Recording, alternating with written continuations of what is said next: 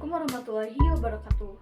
Perkenalkan, nama saya Siti Najwa Ramadhani dengan NPM 3012505. Pada video kali ini, saya akan membahas studi komparasi antara negara Indonesia dan negara Mesir dalam perspektif ilmu negara. Perbandingan ini dilakukan untuk melihat bagaimana latar belakang sejarah, bentuk negara, serta sistem pemerintahan dapat mempengaruhi kondisi dan tingkat kemajuan suatu negara. Yang pertama, dari asal mula terbentuknya negara. Indonesia terbentuk melalui perjuangan panjang melawan penjajah. Proklamasi 17 Agustus 1945 menjadi titik awal berdirinya Negara Kesatuan Republik Indonesia.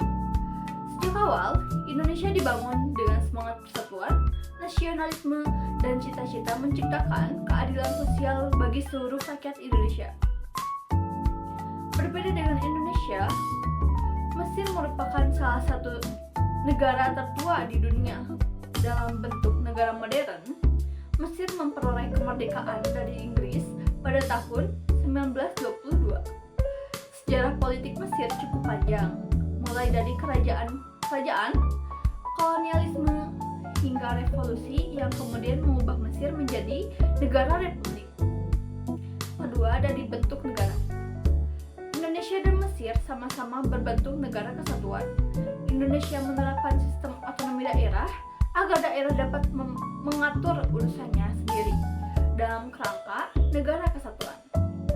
Sementara itu, Mesir menjalankan sistem negara kesatuan dengan kekuasaan yang lebih terpusat pada pemerintahan pusat.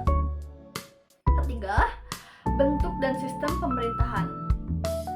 Indonesia menganut bentuk pemerintahan republik dengan sistem presidensial, di mana presiden berperan sebagai kepala negara sekaligus kepala pemerintahan dan dipilih langsung oleh rakyat melalui pemilihan umum.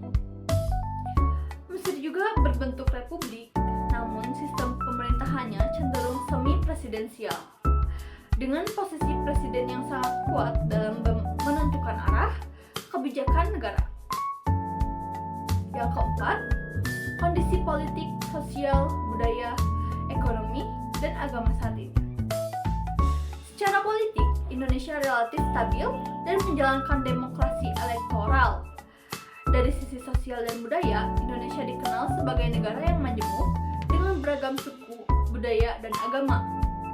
Secara ekonomi, Indonesia termasuk negara berkembang dengan pertumbuhan yang cukup stabil, meskipun masih menghadapi masalah ketimpangan sosial. Sementara itu, Mesir memiliki stabilitas politik yang kuat, namun ruang demokrasi cenderung terbatas. Masyarakat Mesir relatif lebih homogen dan mayoritas beragama Islam. Perekonomian Mesir bertumpu pada sektor pariwisata, terusan Suez, serta dukungan dari luar negeri. Agama dan budaya memiliki peran besar dalam kehidupan bernegara di Mesir. Yang kelima, analisis tingkat kemajuan negara.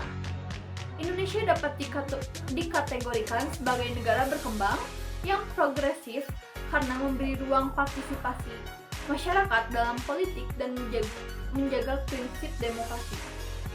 Meskipun pelaksanaannya masih menghadapi berbagai tantangan.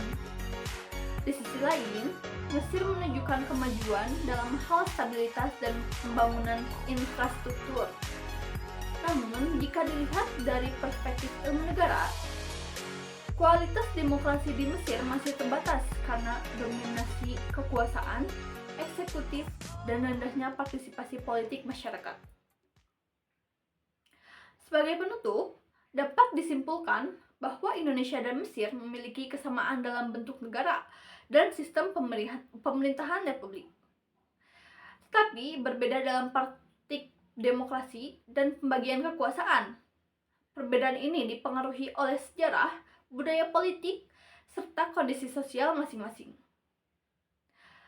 Melalui studi komparasi ini, kita dapat memahami bahwa kemajuan suatu negara tidak hanya melihat dari pembangunan fisik dan stabilitas politik, tetapi juga dari kualitas demokrasi, supremasi hukum, dan pelindungan hak asasi manusia.